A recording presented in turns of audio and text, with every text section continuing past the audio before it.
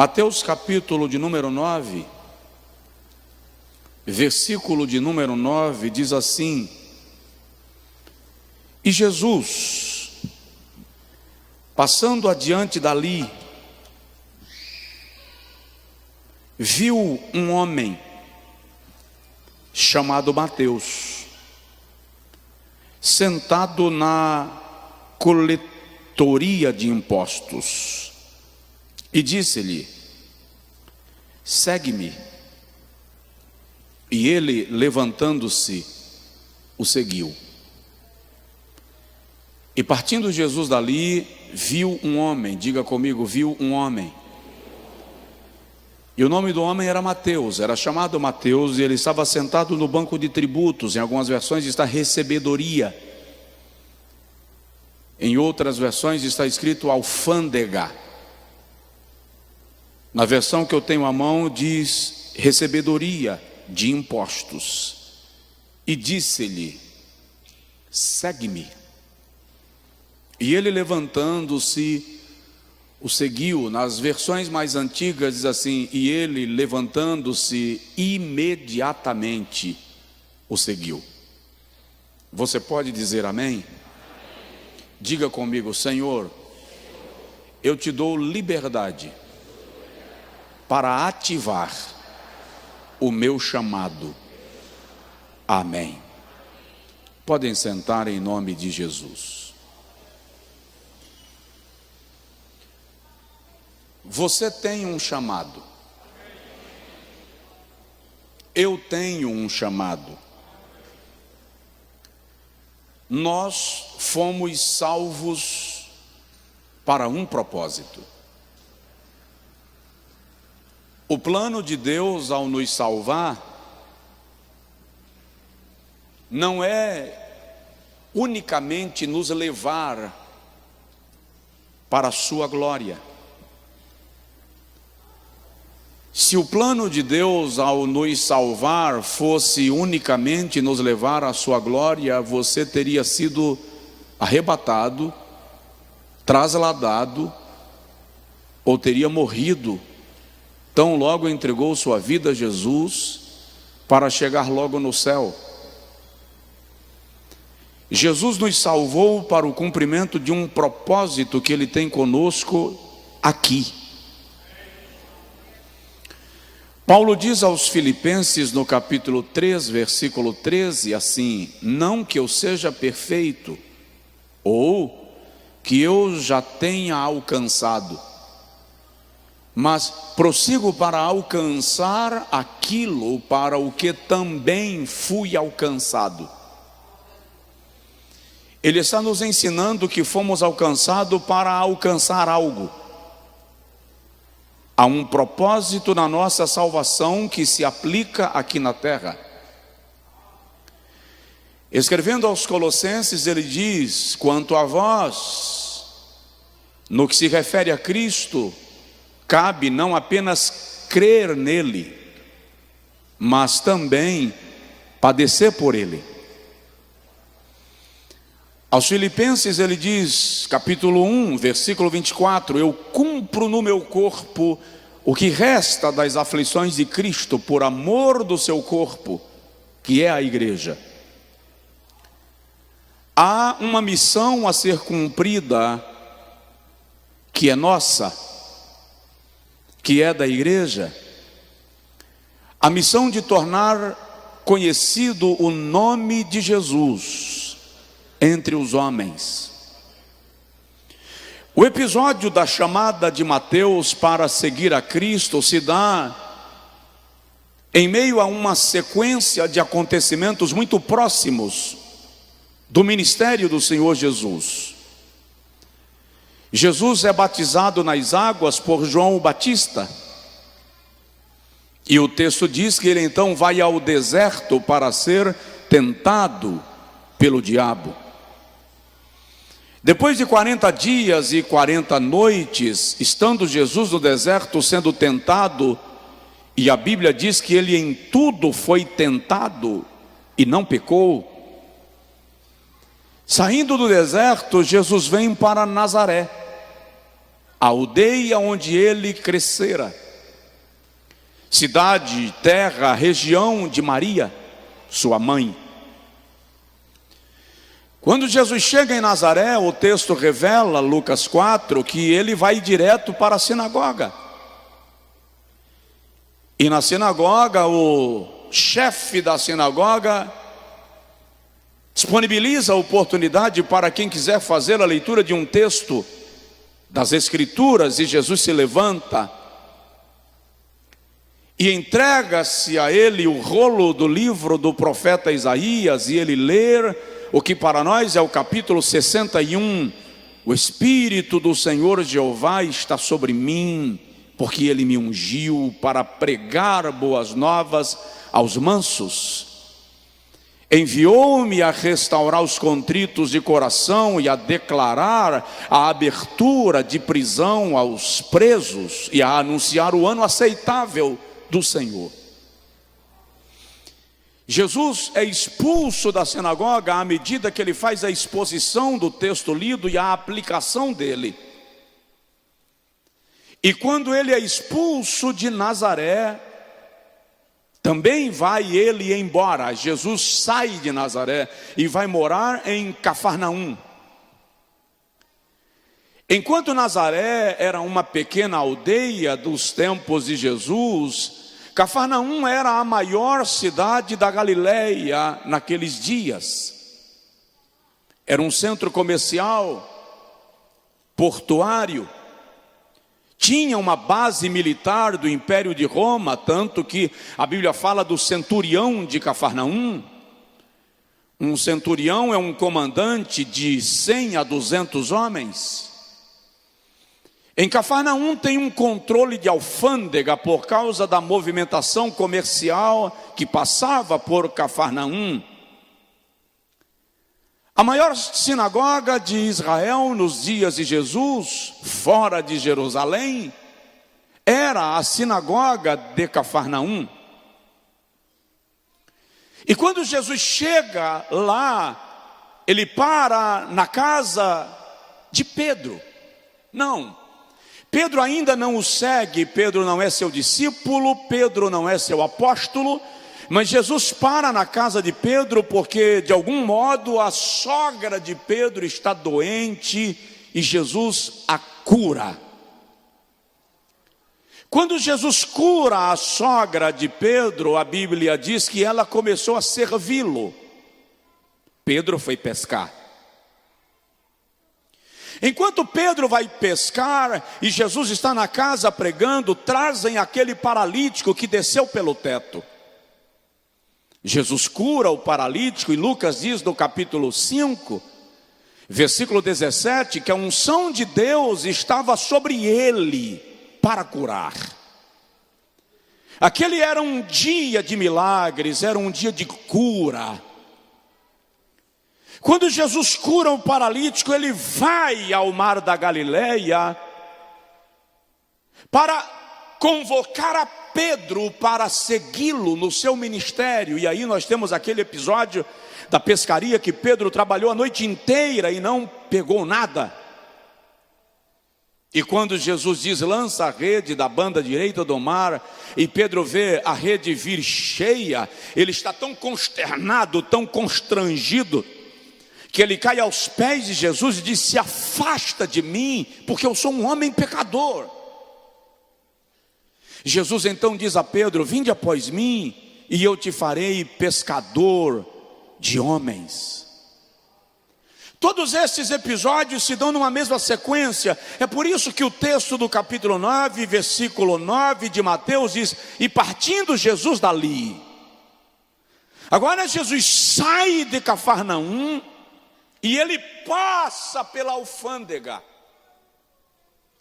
A alfândega de Cafarnaum era a mais importante do território de Israel. A tradição diz que na saída de Cafarnaum havia 200 cobradores de impostos.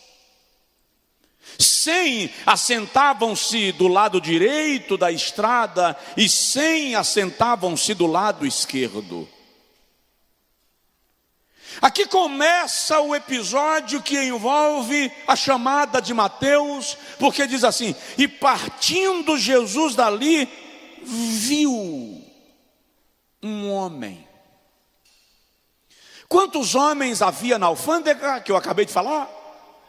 200. Quantos Jesus viu? Havia 200, mas ele viu Ele viu um homem. Quando o assunto é a chamada de Deus para o ministério, eu e você precisamos saber que Deus não nos chamou porque não havia outro. Ele nos chamou porque de algum modo e por alguma razão Ele quis chamar você. Não é porque não há ninguém mais capaz. Deus nunca chama alguém para o exercício no seu reino por causa da capacidade. Deus nunca chama por causa da simpatia. Ele nunca chama alguém por causa da popularidade. Está no campo da soberania. Ele decide chamar e ele chama. Ele viu um homem. No dia que o Senhor chamou a Jeremias para o ministério, capítulo de número 1 do profeta Jeremias, o Senhor diz assim: antes que saísses da madre, eu te escolhi, te santifiquei, às nações te dei por profeta. A escolha raramente passa pela opinião de quem é chamado. Deus normalmente não pergunta se você quer fazer a sua obra, se você quer fazer missões, se você quer evangelizar. Ele apenas escolhe você e te chama.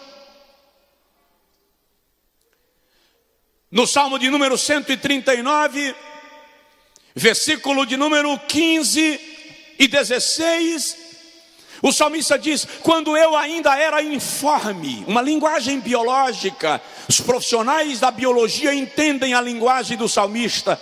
Eu ainda era embrião, ainda não havia sido formado. Aliás, o salmista diz: nem os meus ossos haviam sido montados, o Senhor já me conhecia. O Senhor já me contemplava. Eu preciso que você saiba, nesta noite de domingo, que por acaso o Espírito Santo me traz ao coração esta palavra. Preciso lhe dizer que você não é resultado de um jogo da sorte no mundo de Deus. Deus não brinca de jogo da sorte. Deus não brinca de roleta russa. No dia que você nasceu, milhares de crianças nasceram. Centenas delas morreram. Ao longo da sua vida, quantas pessoas morreram? Alguns amigos seus, outros conhecidos seus. Houve um acidente, alguém morreu e você ficou vivo. Você realmente acha que isso é sorte ou isto é propósito? Deus tem um plano na tua vida e uma chamada especial para você. E é muito legal a sensação que nós temos de que nós conseguimos fugir do propósito divino. Mas eu preciso lhe dizer nesta noite que não dá para escapar daquilo que Deus te chamou para fazer. Nem a caverna te esconde, nem o ventre do peixe te encobre, nem o deserto te isola. Porque como diz o salmista: para onde fugirei do teu espírito e para onde me ausentarei da tua face? Ele viu um homem. viu você. Na sua casa, o Senhor viu você. No meio dos filhos do teu pai, Deus viu você. Na escola onde você estudava, Deus viu você. Sabe exatamente a tua história. Um dia, quando Jesus foi apresentado a Pedro, Jesus disse assim: tu és Simão, filho de Jonas, e te chamarás Pedro. O que Jesus está dizendo é: conheço o seu presente, Simão, conheço sua origem, filho de Jonas, e determino o teu futuro, tu te chamarás Pedro. Deus viu você e está na hora de a igreja despertar para fazer aquilo para o que ela foi chamada: evangelizar, ganhar almas, inquietar-se pela vida do pecador. Preciso te dizer que se o gemido do pecador descambando para o inferno já não te incomoda, há uma grande probabilidade que você não conheça nada sobre o Calvário. Ele viu um homem. E é interessante que o texto diz assim: e o nome do homem era Mateus. Vou te dar uma sugestão: coloca teu nome aqui. Coloca seu nome. E o nome do homem era Júnior, Batista, Vitor, Maria, Joana, Elisângela, Rita, Thelma, Antônia. Coloca seu nome aqui. Por quê, pastor? O que tem a ver? Deus te viu e te conhece pelo teu nome.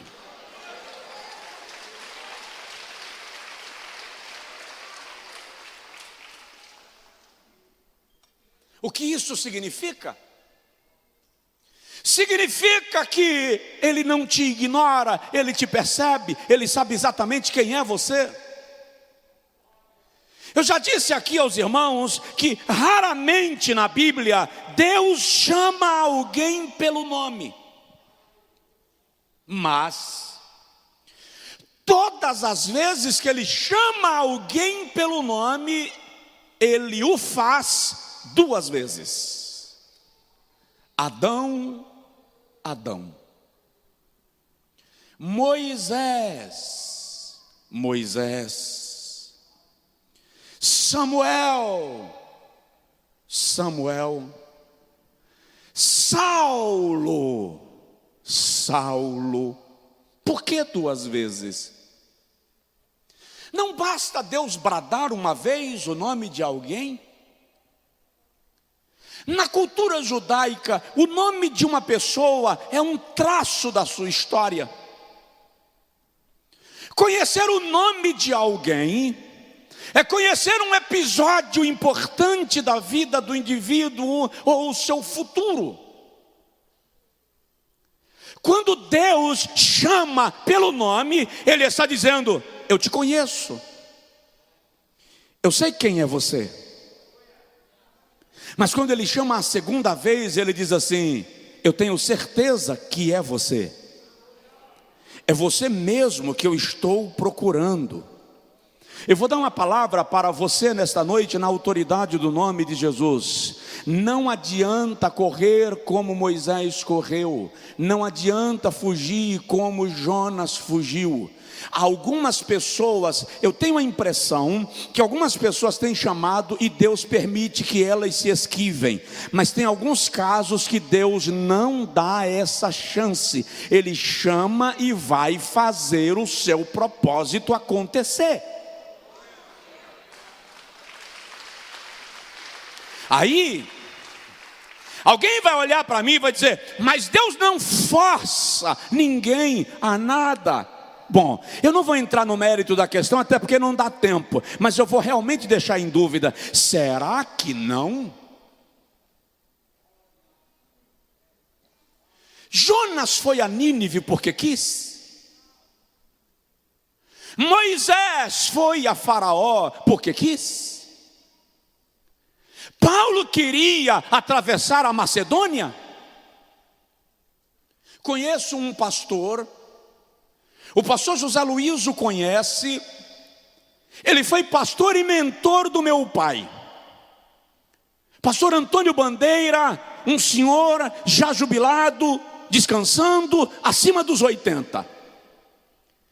Ele era dono de supermercados, farmácias. No dia que o Senhor lhe chamou para o ministério, e o pastor Bandeira deu uma olhadinha na vida dos pastores, nas dificuldades pelas quais eles passam, e ele disse a Deus: quer saber, o Senhor pode mandar outro, eu até me disponho a manter obreiros, mas me deixa cuidando dos meus negócios. No dia seguinte, o dedo menor do senhor Antônio Bandeira amanheceu dobrado. Essa junta primeira do dedo midinho dobrou e a ponta encostou na segunda junta. E o Senhor falou com ele: isso é só um sinal do que eu posso fazer com o teu corpo inteiro. Ele disse a Deus: tá bom, estou indo. Parece-me que há pessoas a quem Deus não dá a chance de dizer não. Seria Jonas o único profeta de Israel nos seus dias? Não poderia Deus ter mandado outro a Nínive, já que Jonas não queria ir? Seria Jeremias o único homem capaz de profetizar no período que antecede o cativeiro babilônico? Deus não poderia ter levantado outro. Lembra de Ageu? Ageu está tão frustrado com o seu ministério que ele diz: eu não sou profeta, nem filho de profeta, eu sou apenas vaqueiro e lavrador. Como se dissesse: para que o Senhor me enfiou nessa confusão?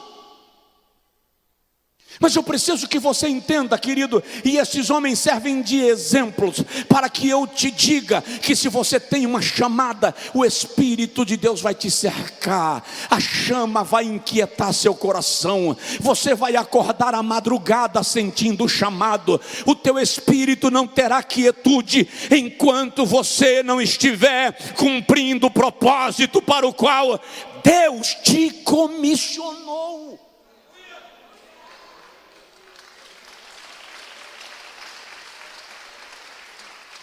É interessante que, na minha adolescência, os pais instruíam os filhos primeiro para servir o reino de Deus e o ministério, depois para a vida secular. Hoje, nós instruímos os filhos para a vida secular e nem para o evangelho nós estamos instruindo, quanto mais para o ministério. Precisamos dizer aos nossos jovens, aos nossos adolescentes, que a sua faculdade é uma capacitação que Deus está te dando para te usar. Que o colégio é uma capacitação que Deus está te dando para te usar. Precisamos dizer aos nossos homens e mulheres de negócios que a empresa e o status que Deus te deu é posição que Ele te coloca para servir ao seu reino. Seja missionário onde você atua. Se você não consegue falar de Jesus naquilo que você faz, alguma coisa está errada na sua vida. Ele viu um homem chamado Mateus, provoca seu vizinho e diz para ele assim: o Senhor conhece você.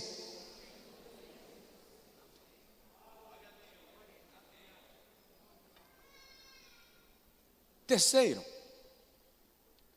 o homem estava sentado no banco de tributos. Diga comigo assim: ele estava no trabalho. Qual é a lição que nós aprendemos aqui? Deus não chama quem não tem nada para fazer. Deus não usa gente desocupada. Ah, pastor, eu não posso, eu sou muito ocupado. É exatamente você que o Senhor está querendo. Ministério não é para quem não deu certo na vida. Ministério não é para quem não sabe fazer outra coisa. Ministério não é para quem deu errado em tudo que fez. Aí diz assim, já que eu não prestei para nada, é porque Deus me queria no ministério. Se você não prestou para nada na vida, você não presta para o ministério.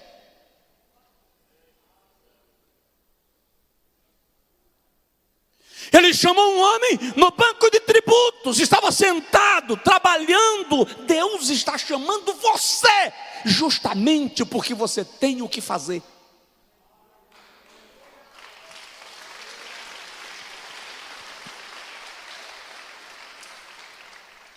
Davi era pastor de ovelhas.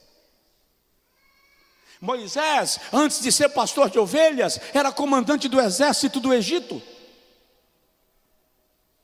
Abraão era um homem de negócios.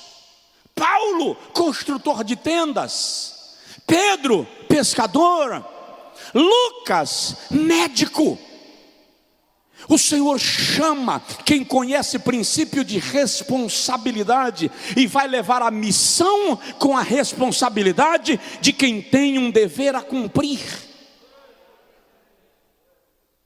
Não há nada mais responsável na terra do que a missão de ganhar almas para Deus, tirando-as da beira do abismo. Ele viu um homem chamado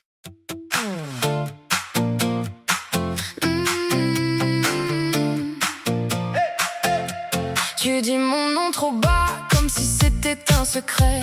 Tes yeux me suivent déjà dans le reflet de la baie. J'ai gardé ton message au fond de mon téléphone. Et quand la nuit prend le large, ton sourire me colonise. Encore un pas, et tout s'allume. Je perds le nord quand tu me remues. Dis-moi que tu viens, ne fais pas semblant. On sait très bien ce que ça veut dire. Reviens, reviens dans ma nuit. Reviens, reviens, tout est permis. Reviens, reviens. do Mateus, sentado no banco de tributos. Ele estava ocupado e o Senhor lhe chama para lhe ocupar no reino. Problema, eu tenho visto muitas pessoas, pastor, eu não tenho tempo nem de congregar, porque eu sou muito ocupado. Eu não tenho tempo para desenvolver atividades na igreja, porque eu sou muito ocupado. O que você acha, que eu sou um desocupado?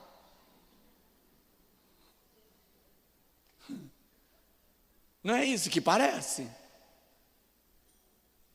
Deus está querendo você, as ocupações que Ele te deu são treinamento. Uma moça chegou para mim, pastor, eu tenho uma chamada missionária e quero ir para missões enviada por esta igreja. Eu disse, você vai? Tem chamada? Tenho. Qual é o primeiro passo que eu devo fazer, pastor? Já fez a faculdade? Não, senhor, vai fazer. Não, espera aí, bem, eu tenho chamada para missões. Eu sei. Tem lugares que eu não posso lhe fazer entrar como missionária, mas eu posso lhe fazer entrar como psicóloga, como enfermeira, engenheira, agrônoma, técnica de futebol, professora de futebol. Você precisa se preparar para o desafio. Então, em nome de Jesus, transforme o seu trabalho em ministério. Dedique a sua formação ao reino de Deus. No dia que você pegar o que você sabe fazer e disser, Senhor, é para a tua glória, você vai ver Deus criando oportunidades para você desenvolver o dom que Ele te conferiu. Sentado no banco de tributos, e a Bíblia diz que o Senhor olha para Mateus e diz, segue-me. O que é seguir? Aqui vem um desafio grande, porque seguir é acompanhar. Seguir é repetir o que o outro está fazendo, é pisar onde ele pisa. Preste atenção, quem segue não decide o destino. Quem segue não decide para onde vai. Quem segue não escolhe o ritmo da viagem. Quem segue não determina o lugar onde vai servir. Quem segue apenas acompanha aquele que está sendo seguido. E Jesus disse a Mateus: segue-me. Nós estamos seguindo a Cristo, porque há uma clara confusão entre seguir a Cristo e congregar numa igreja. Tem gente congregando que não está seguindo a Cristo. Tem cristão que não segue ao Cristo a quem ele mesmo apregoa. Seguir a Cristo é abrir mão da tua própria vontade. Seguir a Cristo é renunciar aos teus próprios sonhos. Quando você segue onde você gostaria de estar, não conta mais. Jesus disse a Pedro: quando tu ficares velho, te cingirão e te levarão para onde tu não queres ir.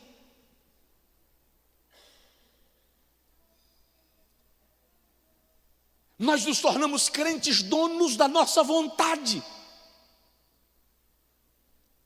Nós nos tornamos crentes donos do nosso querer, donos da nossa vida. Atuamos onde queremos, fazemos o que desejamos, e alguém mentiu para nós e disse que isso é seguir a Cristo.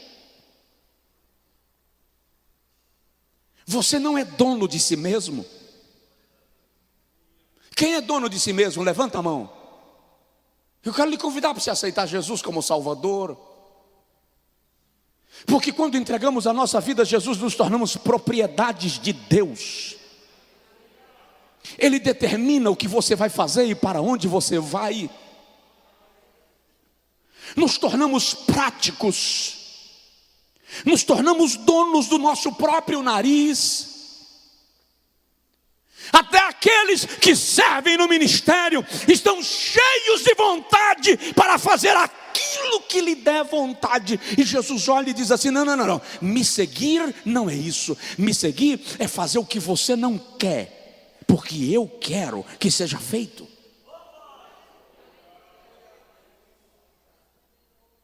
Eu disse aos irmãos hoje pela manhã em Salvador, ministrando no culto de celebração em Salvador hoje pela manhã, eu disse a eles: queridos, eu vivi mundo afora por quase 25 anos fazendo conferências. E acredite, é extraordinário e bom. Por quê? Porque a passagem vem, eu não tenho que me preocupar com a logística, chego no aeroporto e embarco. Quando eu chego no meu destino, tem um carro me esperando, me leva para o almoço num restaurante, numa churrascaria, de lá para o hotel que já está reservado. Eu já cheguei em lugares que nem a mala da esteira me deixaram tirar, tiraram para mim. Já cheguei em locais que nem o check-in do hotel me deixaram fazer, fizeram para mim. Quando eu cheguei no quarto de hotel, tem lá uma cesta de frutas, sucos e doces. Na hora do culto, um carro vem me buscar e me leva, e eu não tenho que me preocupar se o som está bom, se o ministério de louvor está lá e se ensaiou, não é problema meu. Eu vou encontrar tudo pronto para pregar. Quando eu terminar a pregação, Deus abençoe pastor Josué, está aqui uma semente de honra para a sua vida. No outro dia eu entro no avião e venho embora, e não devo satisfação de nada a ninguém. Pastorear não é um hobby. Pastorear não é lazer. Pastorear não é uma diversão. É um chamado O Senhor me chamou para um propósito e eu tenho consciência disto, e estou cumprindo o propósito. E quando chegar, ou se chegar o momento que ele diz: Josué, não é mais pastorear, tem outra missão, ela será cumprida, porque o que importa é que ele cresça e que eu diminua, porque a vontade de Deus precisa prevalecer.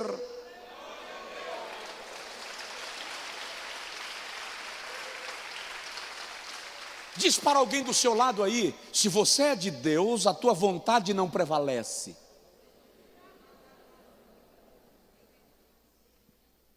É meio chato isso, mas o problema é que nós estamos vivendo um evangelho romântico, que cada um faz o que quer.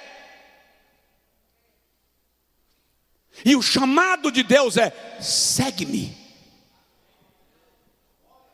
segue-me. No dia que o Senhor falou comigo sobre o ministério, Ele disse assim: você está disposto a ir para lugares onde você não verá os teus pais? Estás disposto a ir para lugares onde não verás os teus irmãos, nem os teus amigos, nem os teus conhecidos? E quando eu ouvi esse chamamento, eu disse a Deus: eu não amo a tua obra, não era o que eu queria. Eu tinha outro propósito na minha vida, muito bem definido. E quando eu disse ao Senhor: não é o que eu quero, o Espírito Santo me tomou em línguas, e eu comecei a cantar um louvor que diz assim: se Cristo comigo vai, eu irei, e não temerei, com gozo irei, comigo vai. É grato servir a Jesus, levar a cruz. Se Cristo comigo vai, eu irei. Eu estou dizendo a Deus que eu não quero ir, e o Espírito Santo me leva a cantar isso. Fala a verdade, a minha opinião prevaleceu? A minha vontade determinou? Não.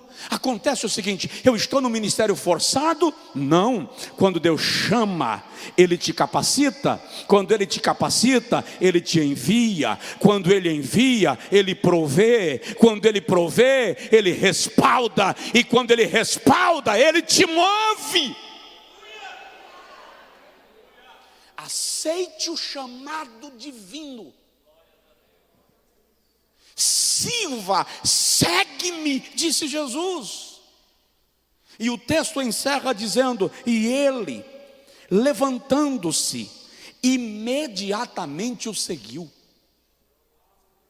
Sabe o que eu acho extraordinário aqui? Não tem discussão. Jesus não faz uma proposta a Mateus. Ele é um auditor fiscal. Ele tinha remuneração de Roma. E na auditoria romana, o auditor era remunerado sobre percentual. Por isso que Zaqueu, que também era tributo, diz assim: eu dou aos pobres metade dos meus bens, e se eu tenho defraudado em alguma coisa, eu restituirei 4 vezes mais. Ele está falando dentro da linguagem tributária do seu tempo. Jesus não fez uma proposta para Mateus, apenas disse: segue-me, e ele levantou e o seguiu. Tem muita gente que não está conseguindo desenvolver o seu chamado, porque está esperando de Deus um contrato com cláusulas para assinar. Presta atenção, Deus não dá garantias palpáveis a ninguém. Seguir a Deus é uma questão de fé. É preciso crer que Ele vai cuidar de cada detalhe. Se você não consegue acreditar que Deus vai cuidar dos detalhes na sua vida, é preciso voltar à sua presença para entender a chamada. É preciso aprender a confiar no Senhor e parar de confiar nos homens. Eu vou porque tantos irmãos garantiram que vão me ajudar de tal forma e de tal forma. Presta atenção, se Jeová não abrir a porta, não tem mão que se abra em teu favor.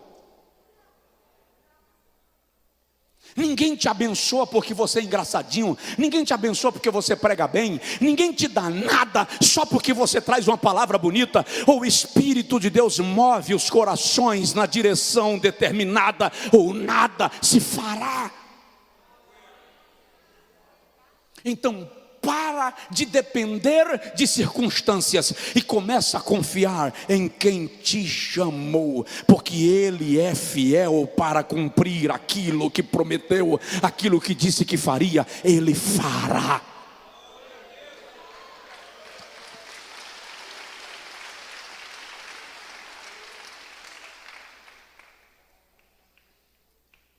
E partindo Jesus dali, viu um homem. Deus está vendo você. Seu nome era Mateus. Deus conhece você pelo nome. Ele estava sentado no banco de tributos, ele estava no trabalho. As suas ocupações não são argumentos para você não fazer nada na obra de Deus. E o Senhor lhe disse: segue-me. E ele imediatamente levantou-se e o seguiu. O que você está esperando para ingressar, para se envolver no serviço no reino de Deus? Qual é o argumento? O que você quer? Nunca use, a criança chorou, me fez lembrar de algo. Nunca use seus filhos como argumento para não fazer a obra de Deus. Conheço uma irmã que o Senhor lhe chamou para o ministério e ela disse a Deus que não poderia por causa da criança. O Senhor falou com ela: é simples, vou tomá-la e você fica livre para me servir.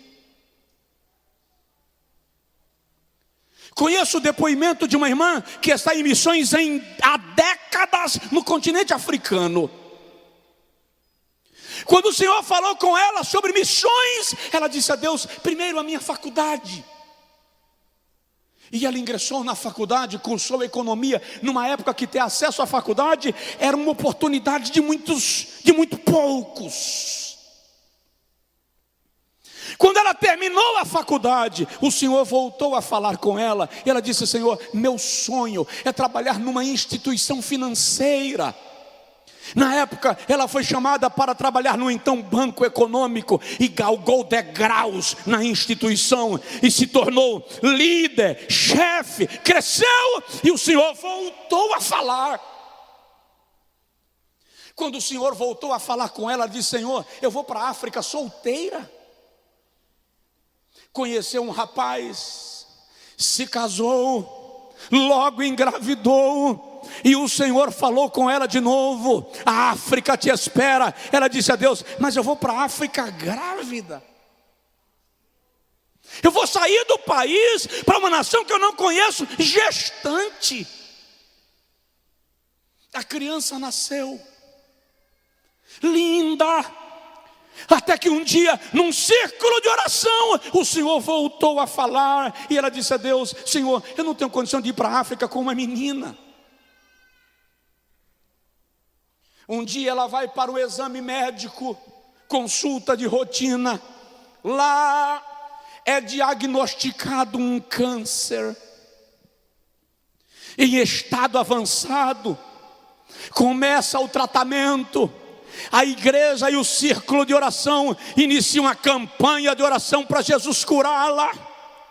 E depois de algumas semanas de jejum no círculo de oração, as irmãs vão fazer uma oração por ela em casa. Enquanto as irmãs estão orando, o Espírito Santo tomou uma adolescente em profecia e disse: eu falei contigo sobre o meu propósito, e você me estabeleceu condições, e tudo tudo que você me pediu eu te dei, mas você não me levou a sério. Agora, tudo que me pedistes tens, mas não tens aquilo que mais precisas. Aquela irmã, diz o testemunho, virou para a parede aos prantos, chorando, e disse a Deus: me cura que eu vou, me sara que eu vou, me dá mais uma chance que eu vou. E o Senhor, usando a moça, disse: você vai, eu vou te tirar do leito, mas você vai com uma marca. Ela foi curada do câncer, ficou com uma perna menor do que a outra, e foi para a África, e está lá há décadas, fazendo a obra missionária marcada. Presta atenção, não fica procrastinando o que Deus te determinou. Desembainha a tua espada, desenterra os talentos, tira a armadura da caixa, tira a viola da capanga e faz a obra de Deus, porque Jesus está às portas. Fica de pé, por favor, quem puder, em nome de Jesus. O chamado de Deus para você é hoje. O mundo inteiro jaz no maligno.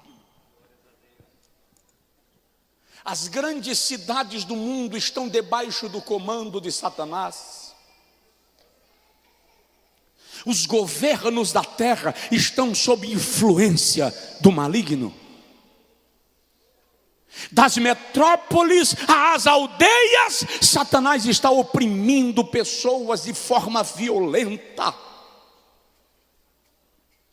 O que nós temos feito para Cristo? Indo na igreja uma vez por semana? Isso é seguir a Cristo. O que estamos fazendo para Jesus? Como tem sido a nossa resposta ao chamado de Deus? Como tem sido o nosso eis-me aqui, envia-me a mim? Eu quero orar por você agora. E eu quero orar para que o Senhor desperte a chama no seu coração. Está na hora de cansar de simplesmente vir para a igreja, de assistir culto online. Está cômodo, mas tem uma chamada. A equipe da nossa igreja em Salvador saiu essa semana na primeira edição do Projeto André. A irmã me disse hoje pela manhã: pastor, nós saímos depois do culto e algumas pessoas já estavam dormindo. E é incrível que teve casa que a mãe acordou os filhos para tomar a sopa, ouvir a palavra e perguntar: onde é a igreja? O mundo tem sede de Deus. Um pastor estava comigo em Londres e ele disse para mim: o inglês não sente necessidade de Deus, ele lida com libras. Quem tem libra nem lembra que Deus existe. Eu falei com ele: você está errado. A alma do homem tem sede de Deus. E ele disse: lá no Brasil para vocês é moleza. E enquanto ele falava, passamos de carro e eu vi num ponto de ônibus uma mulher chorando muito. Eu disse a ele: para o carro. E ele disse: para que? Eu disse: para o carro. E ele parou o carro e eu desci e vim andando. E ele veio atrás de mim: Josué, você está louco? Aqui não é o Brasil. Você não chega abordando as pessoas assim. E eu sentei do lado da moça que chorava e fiz a pergunta mais redundante, mais idiota que você pode fazer quando alguém está chorando: você está bem? Fala sério, uma pessoa chorando num ponto de ônibus, está bem? Me diz se não é uma pergunta imbecil. Ela olhou para mim como se dissesse: tem um cara de quem está bem? Ela não respondeu, apenas o olhar me disse E eu falei com ela: você sabia que Jesus te ama? Ele pode tratar do seu problema. Só que o meu inglês estava uma dificuldade. Eu falei com ele: acorda, traduz. Porque ele ficou me olhando e me dando bronca. Se para de me dar bronca, interpreta. Você sabia que Jesus pode resolver o seu problema? No final da conversa eu disse para ela: eu vou estar nessa igreja hoje à noite. Dá um endereço para ela. E ele passou o endereço. À noite ela foi para o culto, aceitou a Jesus como Salvador. Porque a alma do homem tem sede de Jesus. Na Suíça, um pastor me disse a mesma coisa. O suíço não sente necessidade de Deus. Eu disse: você está errado. Quando eu levantei para o café da manhã no hotel, eu já subi para o restaurante que era na cobertura, de paletó e gravata, com a Bíblia na mão. Eu estava atrasado. E a moça que veio me servir, quando me viu com a Bíblia, me perguntou: você é cristão? Eu disse: sim, eu sou cristão. Ela disse: eu posso me assentar? Eu disse: por favor, você pode me dar uma palavra? Eu disse: posso. Querido, eu fiquei tentando falar inglês e espanhol, sem conseguir falar quase nenhum. Ela falava francês. Eu disse a ela: no almoço você vai estar aqui? Ela disse: estarei. Se prepara aqui no almoço, eu vou trazer alguém que fala francês para conversar com você. Na hora, quando eu cheguei no culto, eu falei com o camarada: você vai almoçar comigo, vou te provar que você está errado. Tem uma suíça querendo ouvir acerca de Jesus no almoço. Ele veio comigo, evangelizamos aquela moça. Ela entregou a vida a Jesus no restaurante. À noite ela estava na igreja e continua servindo a Jesus até hoje.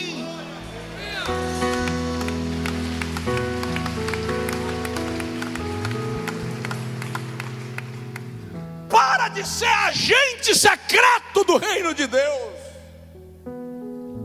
Você é crente e ninguém sabe. Seus colegas não sabem. Aprenda a dizer para as pessoas: bom dia, Jesus te ama. Bom dia, Deus está cuidando de você. Provoque. Fale de Jesus. Anuncia a Cristo. Ei, o mundo está debaixo de uma nuvem de terror e desespero. Os governos não sabem o que fazer. Não é apenas o governo brasileiro que está titubeando. Presidentes falam uma língua e governadores falam outra. Não, o mundo está assim. Eles não têm a resposta. Olha para mim. A resposta para esse tempo quem tem é a igreja. É a hora de apresentar Jesus ao mundo. Você tem a resposta. Você tem a resposta.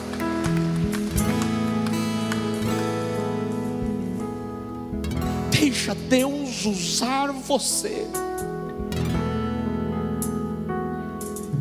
Durante esse louvor, que eu não sei qual é, você vai orar e vai dizer ao Senhor: eu te entrego a minha vida. Eu quero ser usado por ti. E se você quiser sair do seu lugar e vir à frente, fazer isso aqui diante do altar, faça.